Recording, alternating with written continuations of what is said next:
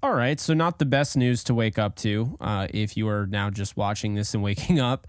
The Rams running back Kyren Williams is expected to miss multiple games, but should be back at the latest after Week 10 bye per source. Williams suffered an ankle sprain on Sunday, and this is Jeremy Fowler of ESPN reporting. This is not great. Unfortunately, this does mean that Kyren Williams likely could be held out until Week 11. They have the Week 10 bye. And so you might not see Kyren Williams until Week 11. It's Week 7 now. That's a decent amount of time being missed. And that's really unfortunate. He's playing so well. And you always have to worry about, how is he going to be coming off the ankle? He could also, the chance of re-aggravating the ankle injury is definitely up there. And then furthermore, just getting him now completely out of just that rhythm that he was in. You build more each week, and listening to the Sean McVay show, you could tell, Sean was really upset about not only Ronnie Rivers' injury, but also Kyren, because of how much work they've put in and how much, they've continued to develop week in, week out, compiling these weeks together. And so now, this kind of takes you off that wagon a little bit. And so what does this mean for the Rams? Well, I think this week, I've said it, I still think there's a very good chance Daryl Henderson has a significant role in the running back room. I understand he's on the practice squad. I've explained in detail as to why he's on the practice squad. They don't have to add him to the 53-man roster. They can keep bringing him off the practice squad to play on game days for the next 3 weeks, and then they have to sign him to 53. So I think that's the direction that they'll go in. The practice squad means nothing right now. It means absolutely nothing. Daryl Henderson could come off the practice squad and get more carries than guys who are currently on the roster.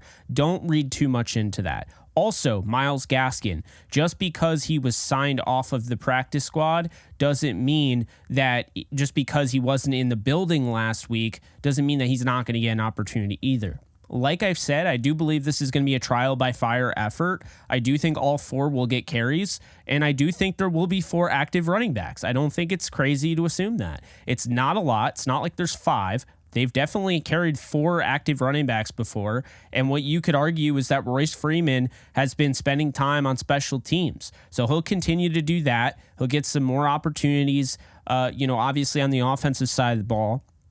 But here's the thing.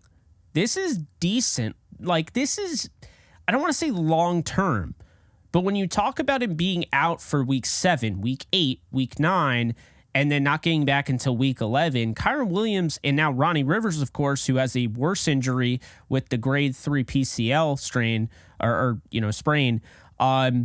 Because of that, one of these guys is going to have to step up. And I do suspect it's going to be Daryl Henderson, but I also suspect that Myles Gaskin is going to be utilized in the passing attack.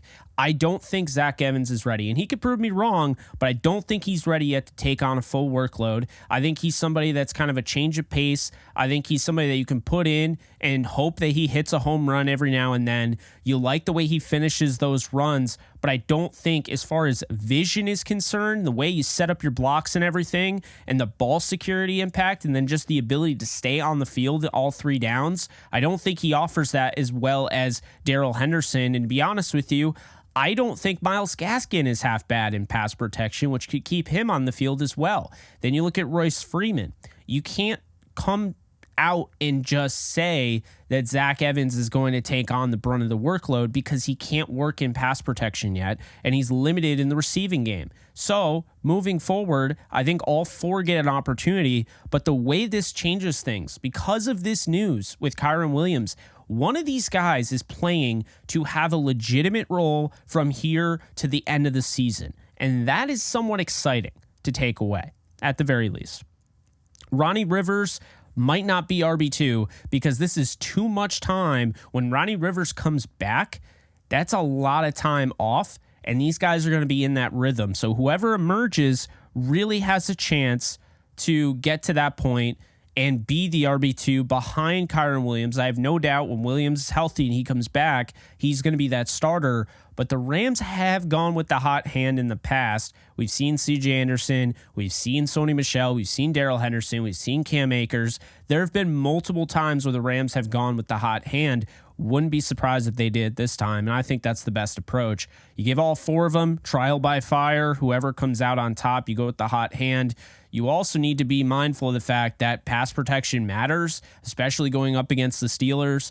And and not just the Steelers, but then you have the Cowboys, you got the Packers. So you have to be mindful of the fact that pass protection is going to matter. You can't just run with the guy that's the best runner. You still have to have guys that can come in there and pick up blitzes and keep Stafford clean, because that has to be the most important thing. You have to understand guarding Stafford with your life is the only way to move forward here, because Stafford is the key to the season.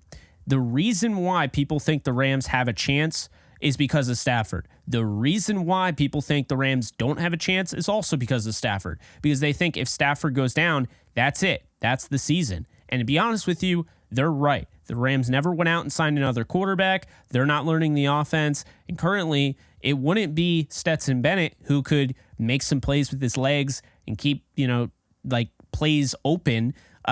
It would be Brett Rippon, who I don't feel great about as the backup quarterback. Now, stranger things have happened, obviously, but I don't feel great about it. And so I'll just say that. And I think the most important thing is to keep Stafford clean. And the best way to do that is run the football, mitigate the pass rush by running the football. You can't get pass rush if you're just running the ball, right?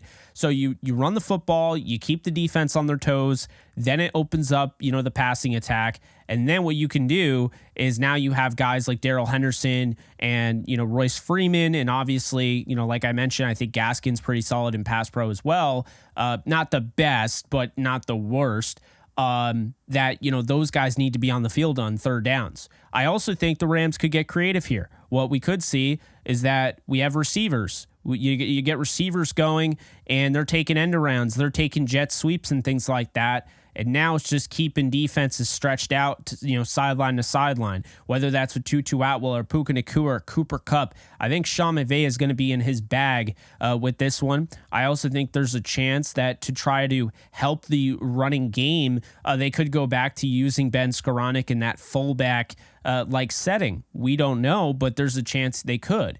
If I am trying to help out your fantasy team right now and give you the best advice, if you don't have to start a Rams running back this week, don't do it.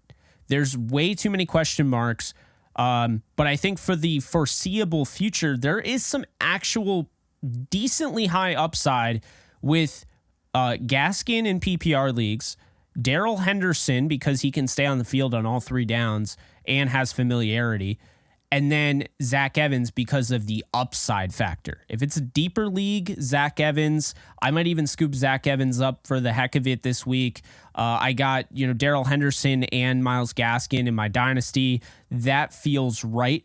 But again, if you have to start them this week, you have to do it. You have to pick one Ram. I'm probably going with Daryl Henderson. It seems like a risk, but I think he's going to play more on Sunday than people realize.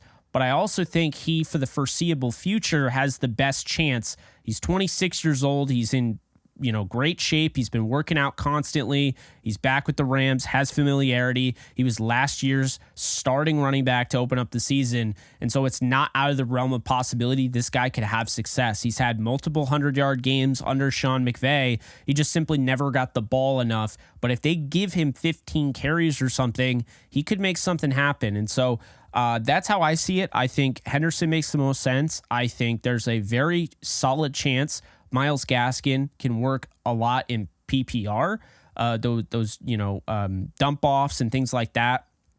I think Zach Evans with the upside. I think Royce Freeman is too touchdown dependent. So if you're looking for fantasy points, Royce Freeman might be a vulture at the goal line, but that's about it. I don't think he's going to be a consistent option. I don't think any of these guys are necessarily going to be consistent. I think Henderson is the most likely because of what he has on the field.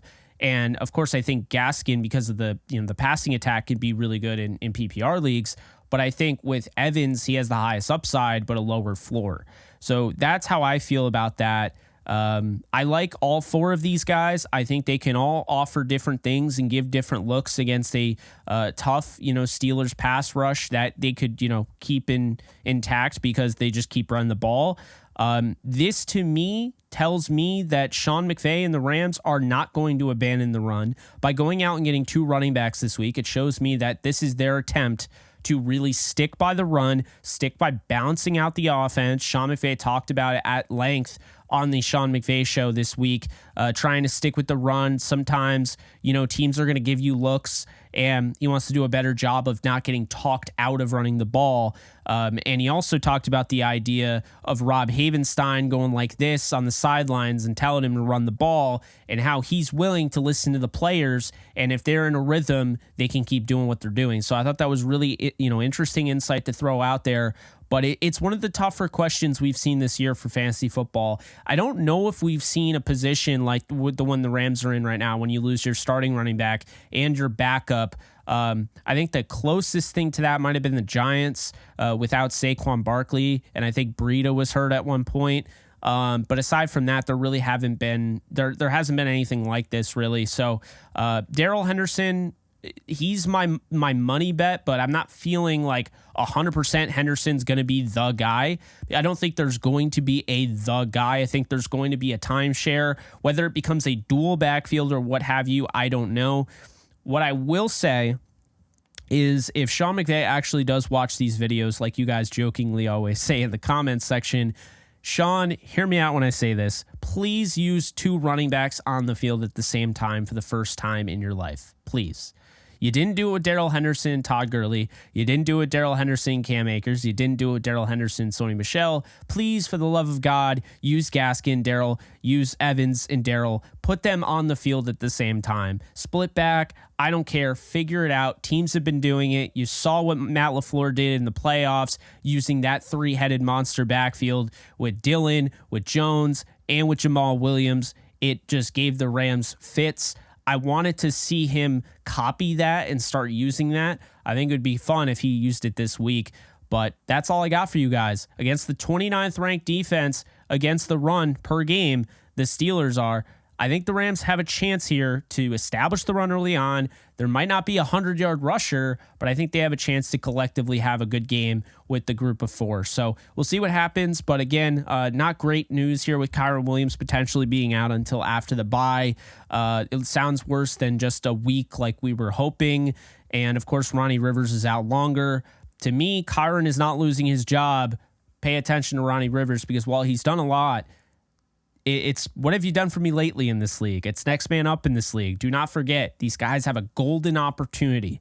It is the silver lining of the league. One man goes down, now you get a chance to see someone step up. We saw with Cooper Kupp. We saw Tutu Atwell. We saw Puka Nacua ascend. Who's going to ascend this time? We'll find out, whether it's Hendo, whether it's Gaskin, whether it's Evans, whether it's Freeman, or whether it's a couple of them, 3 of them, 4 of them, or none of them, and the Rams have to go out and make a trade or something. We'll find out. We will find out. But I'm Jake Ellenbogen. If you enjoyed this, please be sure to hit the subscribe button if you haven't already. Hit the like button. Drop a comment. I'm very curious to hear your thoughts on this. And furthermore, I will say, I am doing an all-22 breakdown of the Rams-Cardinals game on Kick tonight at 8:30 p.m. Eastern Time. I hope to see you guys there. If you haven't already, be sure to follow my Kick channel at JKBogan. Kick.com/JKBogan. We'll be breaking that down. I got the telestrator and everything, so yeah, it'll be fun. And if you miss it, that sucks, but I will post some clips, my favorite moments from the stream. And hope to see you guys there. Once again, 8:30 Eastern Time. Hope to see you there. Also, check out the Discord. Link is in the description. I'm out. Later, folks.